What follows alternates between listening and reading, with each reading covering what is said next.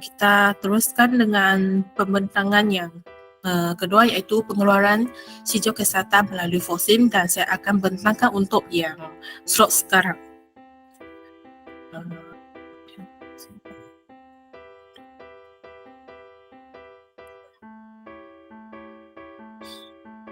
Okey, so ini merupakan aliran proses permohonan sijil kesihatan melalui FOSIM. So dia akan bermula dengan permohonan yang akan dibuat oleh pemohon, and then seterusnya semakan oleh admin ataupun pejabat. Sorry, kasih slideshow. Oh, slideshow. Okey, begini Puan Chang. Slideshow mode sudah? Tiada. Boleh nampak? Tiada? Belum slideshow. Kasih slideshow.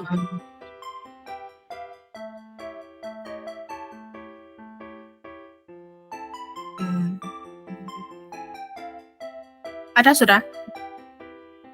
Belum. Begini? Belum. Ay.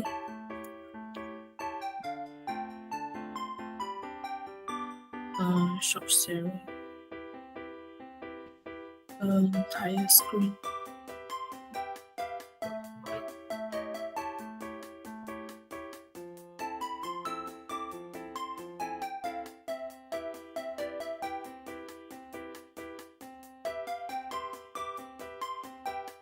Okey, Puan Chang.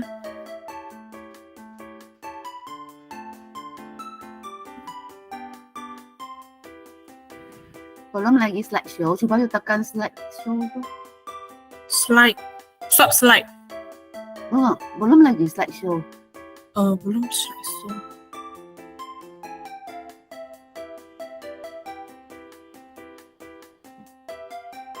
Belum lagi? Belum, you tekan di bawah slideshow tidak?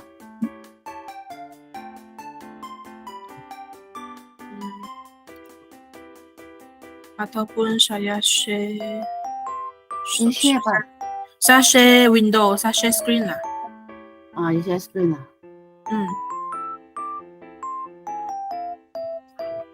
Kalau begini boleh nampak Puan Chan? Full slideshow. You pergi yang switch Duplicate. dia punya swipe. Okey, sudah. Okey, terima kasih Puan Chang. Okey, so saya mulakan untuk prosedur pengeluaran sijil kesihatan melalui sistem FOSIM. So berikut merupakan aliran proses permohonan sijil kesihatan melalui FOSIM yang akan dimulakan dengan permohonan yang akan dibuat oleh pemohon, kemudian semakan oleh pejabat kesihatan yang berkenaan, and then pembayaran oleh pemohon juga. And then untuk pemeriksaan permis, persempelan dan audit adalah sekiranya diperlukan seperti yang dimaklumkan oleh Puan Chang tadi, and then kemudian diteruskan dengan kelulusan untuk permohonan sijil kesihatan, dan akhir sekali adalah cetakan sijil kesihatan. Okey, so langkah pertama adalah pejabat kesihatan ataupun dikenali sebagai PKKM admin boleh login dulu di sistem FOSIM. Okey, masukkan email address dan juga password yang berkenaan untuk masukkan di sistem FOSIM account sendiri. So, boleh semak permohonan yang dihantar oleh pemohon di taskbar ataupun di dashboard di senarai tugas sana. So, hari ini kita ambil contoh ini SK0321 sebagai contoh seperti yang ditunjukkan dengan arrow merah ini. So, setelah tekan dengan permohonan tersebut, so kita akan terus masuk pergi ke web page yang begini. So di maklumat permohonan, tuan-puan boleh semak maklumat permohonan yang dihantar ataupun yang telah di-key in oleh pemohon di task ataupun di tab maklumat permohonan seperti yang ditunjukkan di arrow ini. Okey, selepas permohonan disemak, so tuan-puan boleh pergi ke tab yang seterusnya iaitu semakkan permohonan. So di sini tuan-puan boleh masukkan kesimpulan ataupun keputusan semakan permohonan sama ada lengkap, tidak lengkap ataupun ditolak. And then masukkan ulasan ataupun justifikasi yang berkenaan sekiranya ada. So selepas sudah mengisi keputusan, and then boleh tekan seterusnya. So contohnya untuk yang seterusnya di maklumat pemeriksaan permis. So di maklumat pemeriksaan permis sana, so tuan-puan boleh tentukan sama ada memerlukan pemeriksaan permis ataupun tidak, sama dengan memilih sama ada ya ataupun tidak. Dan di keputusan sana, so kalau contohnya untuk yang ini saya pilih lengkap, and then persempelan nanti saya pilih yang ya. And then jenis pensijelan saya pilih tanpa sijil HACCP KKM ataupun HACCP SCB. So saya perlu memberi ulasan. Saya memberi ulasan kenapa saya pilih pemeriksaan adalah tidak diperlukan. So saya punya ulasan ataupun saya punya justifikasi adalah pemeriksaan terakhir telah dijalankan dalam tempoh 6 bulan. So ini adalah berdasarkan garis panduan seperti yang dimaklumkan oleh Puan Chang tadi.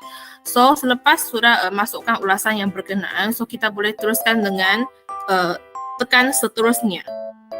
Sudah tekan seterusnya, so kita buat pengesahan untuk semakan permohonan ini. So di sini boleh tik di bahagian pengesahan dan juga tekan hantar. Okey, kalau sudah hantar, so sekarang pemohon yang akan login di Fosim pemohon untuk membuat bayaran secara online. So setelah bayaran telah dibuat oleh pemohon, so pejabat kesihatan boleh login lagi di Fosim, login semula. Okay, and then di senarai tugasan sana boleh carikan tugasan pemeriksaan permis. Okay, untuk kes ini adalah untuk yang permohonannya memerlukan pemeriksaan permis untuk contoh hari ini ya. So di pemeriksaan di senarai tugas sana boleh carikan pemeriksaan permis dengan merujuk nomor permohonan yang seperti yang dimaklumkan tadi untuk latihan hari ini, iaitu SK0321. Okay, klik dengan pemeriksaan permis ini. So di sini tuan-puan boleh mengisi maklumat untuk pemeriksaan permis. Okay, maklumat yang perlu diisi termasuklah nama syarikat, nombor pendaftaran syarikat, alamat syarikat. Okay, and then isikan maklumat pemeriksaan permis yang selanjutnya, contohnya tarikh pemeriksaan permis, waktu mula, waktu tamat. And then untuk jenis pemeriksaan, so ini ada sikit penting lah. So tuan-puan jangan salah pilih ya, sebab di sini ada banyak jenis. So pastikan tuan-puan pilih pemeriksaan bagi permohonan sijil kesihatan, sebab dia ada banyak jenis kan. So mohon kerjasama tuan-puan jangan salah pilih.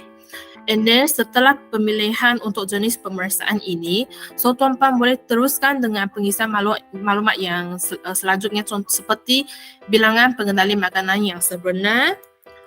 Okay, sekiranya untuk pemeriksaan permis ini adalah tidak memuaskan, and then tuan-puan telah menjalankan pemeriksaan susulan, so nanti tuan-puan boleh pilih pemeriksaan susulan bagi permohonan sijil kesihatan di bahagian jenis pemeriksaan. So dia ada dua jenis lah, tapi biasanya saya rasa tidak ada masalah untuk yang pilih pemeriksaan bagi permohonan sijil kesihatan yang bukan jenis susulan.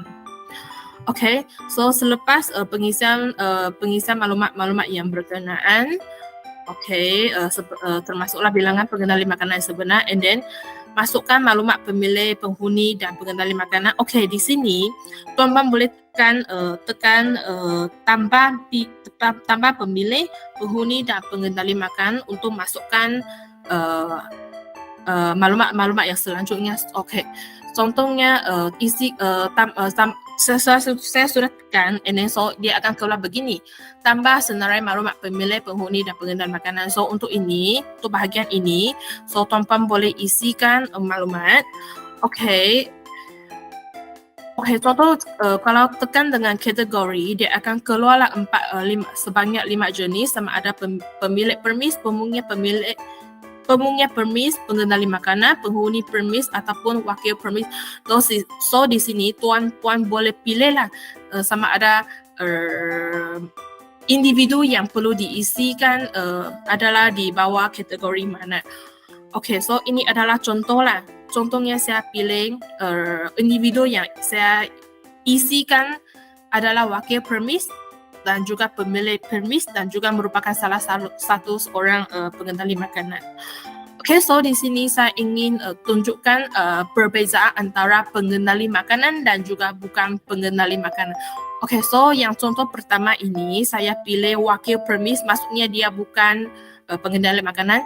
So maklumat yang yang wajib mandatory diisi seperti yang dibintangkan merah ini adalah nama, nomor identiti, umur, jantina, bangsa. Okay. So untuk yang jika untuk individu yang merupakan pengendali makanan, so dia ada additional di sinilah, yang apron, kasut, penutup kepala, kuku panjang, suntikan typhoid dan latihan pengendali makanan. So di summary nanti selepas tuan-puan mengisi, contohnya saya isi 2 orang wakil di sini. So kita boleh nampaklah perbezaan dia di sini dari segi suntikan typhoid dan latihan pengendali makanan. So untuk yang bukan pengendali makanan, dia tidak akan keluar lah. Dia akan keluarkan tiada keperluan untuk yang bukan pengendali makanan. So untuk yang pengendali makanan dia akan keluarkan maksudnya memerlukan suntikan typhoid dan juga memerlukan latihan pengendali makanan. Okay, so kita teruskan dengan pemeriksaan. So okay, ini jika sekiranya tuan-puan memeriksa permis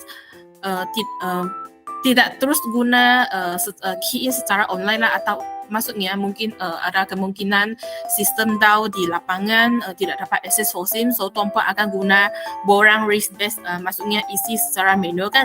So nanti tuan-puan boleh terus masukkan nomor borang di sini, di bahagian ini nomor siri borang. And then di sini, lampiran sini boleh muat naikkan borang race base dalam format gambar sahaja, iaitu format JPEG sahaja, JPG. So boleh muat naik di sini. Sorry. Okay, ini adalah contoh format gambar yang saya muat naikkan, saya masukkan. So sudah muat naik, and then okay, boleh teruskan pergi ke yang langkah ketiga. Sekiranya ada kesalahan didapati melalui pemeriksaan permis. So jika ada nokta kesalahan ataupun ada nokta ataupun borang arahan pembersihan ataupun tindakan pembetulan dikeluarkan, so tuan-puan boleh jugalah isikan nombor siri arahan bagi borang yang berkenaan di sini, and then tekan seterusnya. So untuk yang di bahagian pendidikan kesihatan, sekiranya ada, boleh isi juga. Kalau ataupun isi maklumat yang berkenaan sahaja dan boleh dibiarkan kosong jika tidak berkenaan juga lah, sebab dia bukan dia tiada star, tiada bintang yang berwarna merah, maksudnya dia bukan mandatory. So sekiranya ada, so ini adalah contoh dia lah, ada pendidikan kesihatan yang diberikan, termasuklah contohnya edaran risara, nasihat individu ataupun perbincangan kumpulan kecil. So jika ada, boleh pilih ketiga-tiga untuk masukkan. So and then kita teruskan pergi ke step yang seterusnya ada, iaitu keputusan pemeriksaan. So keputusan pemeriksaan tuan-puan boleh pilih di sinilah, di bahagian keputusan, sama ada beroperasi ataupun tidak beroperasi. And then masukkan maklumat yang berkenaan. Contohnya ini sangat penting lah sebab dia ada bintang star. Pilih PKT, PKB ataupun PKK yang berkenaan, boleh pilih di sini. So isi maklumat yang selanjutnya termasuklah nombor identiti pegawai yang diberi kuasa, nomor kad pengenalan, and then tekan seterusnya. Okay, isi maklumat yang berkenaan. Tetapi untuk yang bahagian ini seperti yang saya maklumkan tadi, pilih maklumat yang berkenaan saja dan boleh biar kosong sekiranya tidak berkenaan. Okay, kalau sudah isi, tekan seterusnya, and then okay, ini langkah yang paling akhir untuk bahagian pemeriksaan permis, iaitu pengesahan. So tuan-puan boleh semak dulu semua maklumat yang telah diisi. Kalau tiada masalah, and then boleh buat pengesahan dengan tik di bahagian ini. Saya mengesahkan bahawa maklumat di atas adalah tepat dan benar, and then tekan hantar. Okay, selepas butang hantar ditekan, so dia akan keluar, sistem Fosin ini dia akan keluar lah yang dua borang selepas pemeriksaan selesai, iaitu yang pertama ini adalah borang maklumat pengenali makanan seperti yang tuan-puan akan isi nantilah, senarai pengenali makanan yang telah diperiksa dan diisi. Okay, and then borang kedua adalah borang pemeriksaan permis lah. So ini boleh download dari Fosim dan cetak ataupun difailkan sekiranya diperlukan. Okay, so selepas pemeriksaan permis dijalankan, so langkah seterusnya adalah persempelan. So sebelum persempelan dibuat, tuan-puan perlu menjana label terlebih dahulu untuk sampel-sampel yang akan disampelkan di lapangan. So seperti yang Puan Cha maklumkan tadi, kita tidak boleh dan tidak digalakkan untuk membuat persempelan terlebih dahulu sebelum permohonan dibuat oleh pemohon, sebab kita memerlukan label yang perlu dijana melalui sistem Fosim dulu, dan kita perlu menggunakan label yang berkenaan untuk stick di sampel yang akan diambil di lapangan nanti.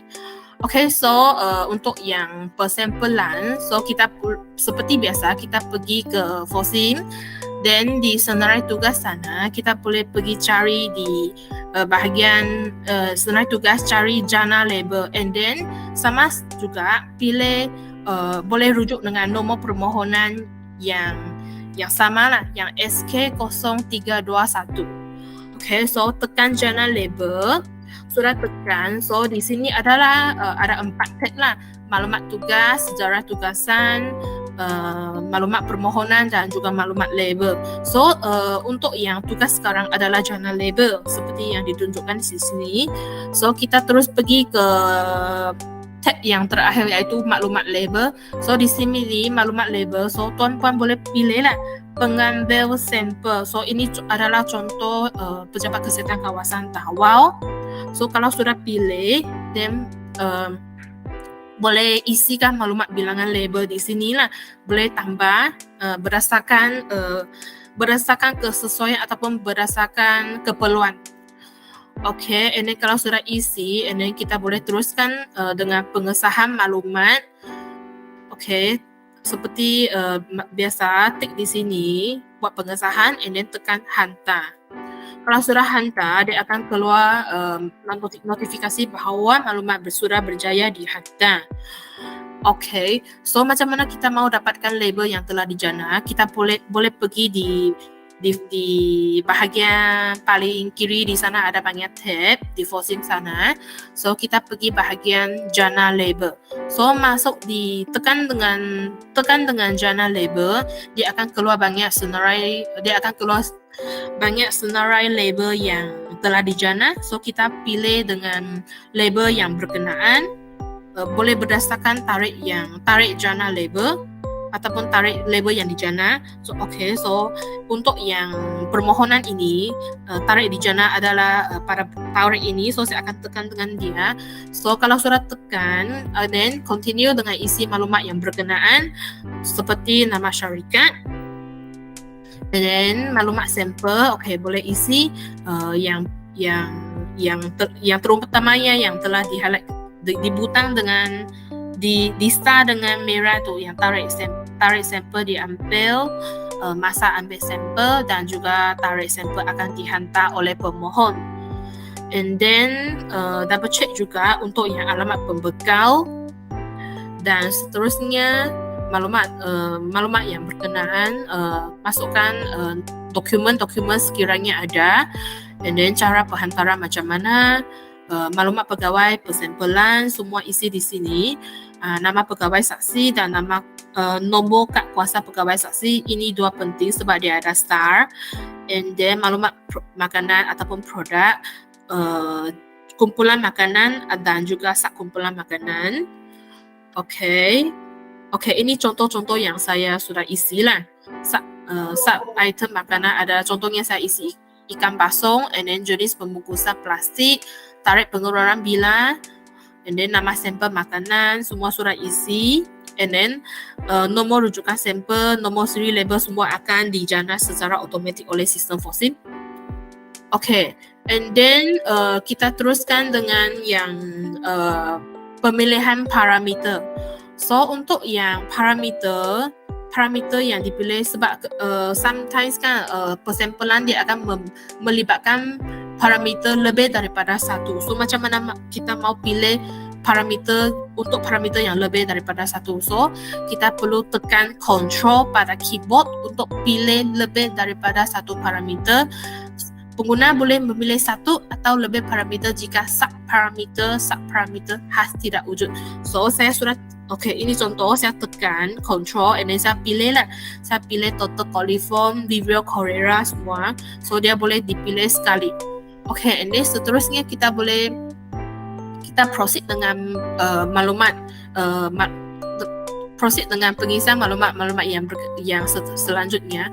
So untuk yang maklumat makmal, so di sini nama makmal, ini boleh tanya balik dengan pemohon, confirm balik dengan pemohon dulu di mana makmal yang sampel yang akan dihantar juga. And then isi di sini dan juga alamat makmal semua. And then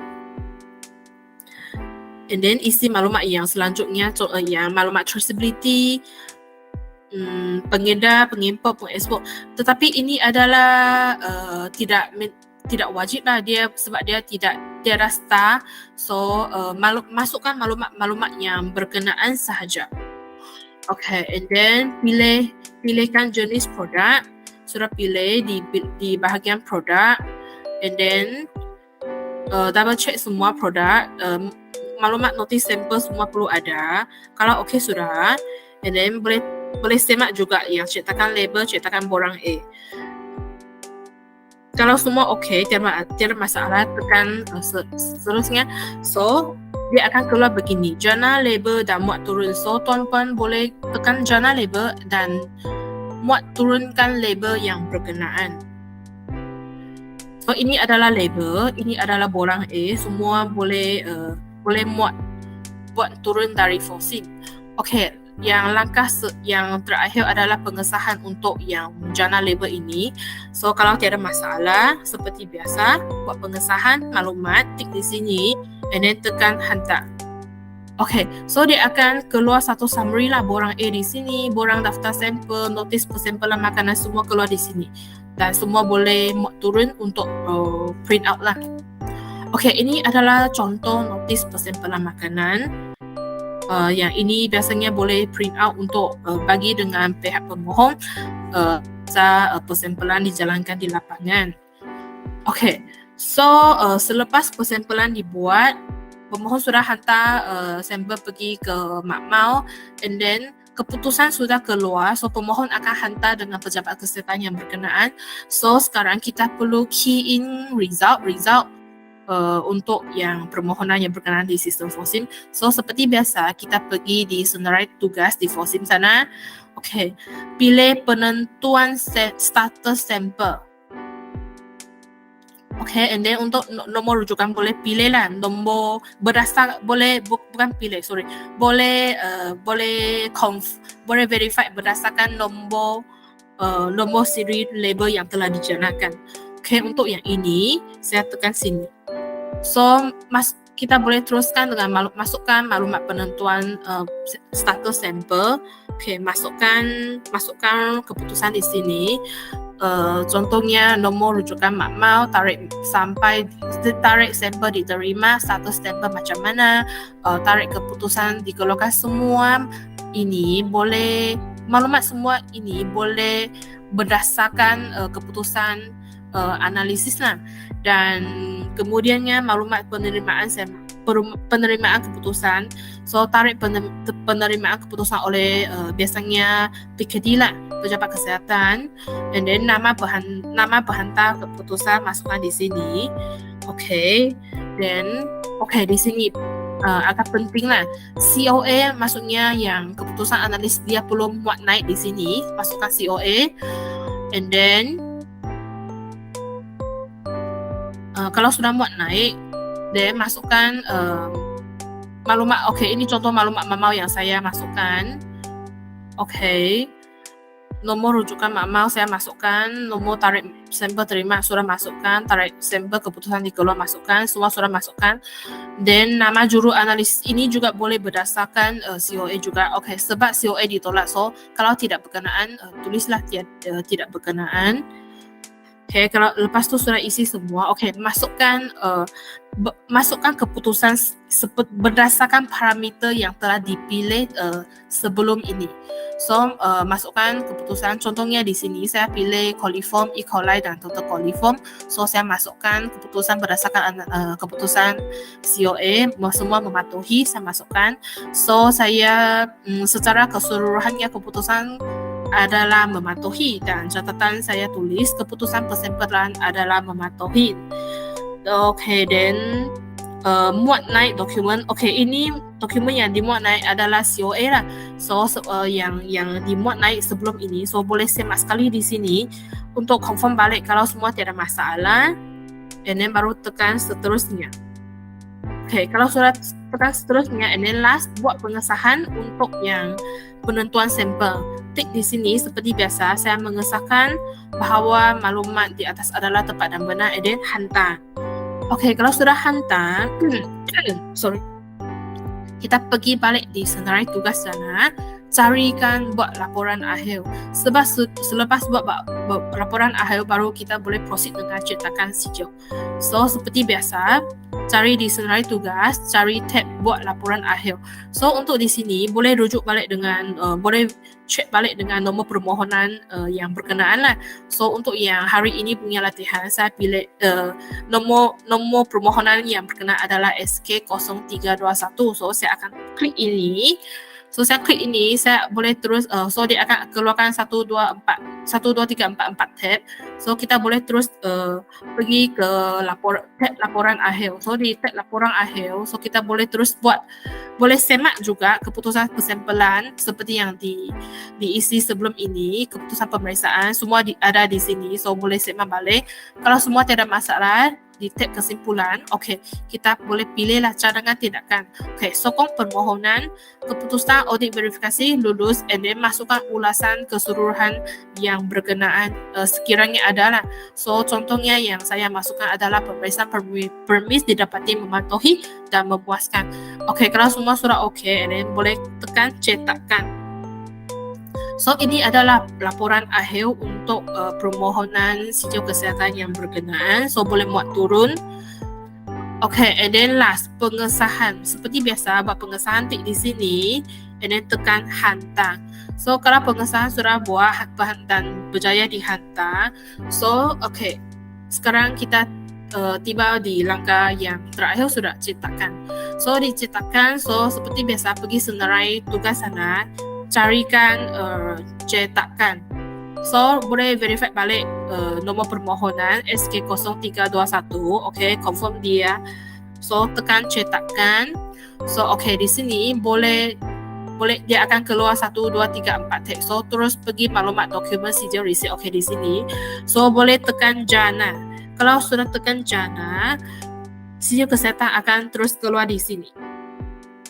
So tuan-puan boleh pilihlah untuk download dalam bentuk format PDF ataupun dokumen. So maksudnya sampai sini saudara. So ini adalah contoh-contoh sijil kesihatan yang dimuat turun dari sistem Foxim.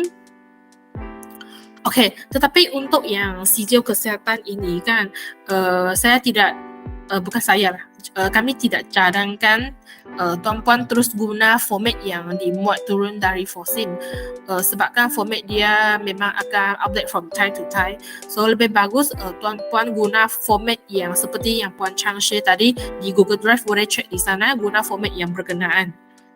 Sebab di sistem Fosim kan dia tidak update lah untuk setiap jenis sijil kesihatan, sebab lain negara lain format untuk sijil kesihatan. Okay, so selepas sijil kesihatan selepas selesai di bahagian cetakan sijil kesihatan, so ini langkah yang paling terakhir lah, yang biasanya juga tidak dibuat oleh pejabat kesihatan jugalah, iaitu kelulusan. So tuan-puan boleh pergi ke senarai tugas juga, pilih kelulusan. Sama juga verify menggunakan nombor permohonan yang berkenaan SK0321.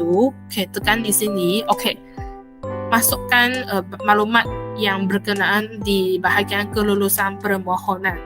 Okay, keputusan, tarikh keputusan macam mana, sama ada lulus, tidak lulus ataupun memerlukan maklum balas. Okay, so sudah tekan, sudah isi sini semua, tarikh keputusan bila, semua isi sudah. Okay, buat pengesahan and then hantar. Baru dia akan selesai selesai dengan lengkap bagi permohonan ini. Okay, maklumat sudah berjaya. Okay, itu saja daripada saya. Okay, thank you.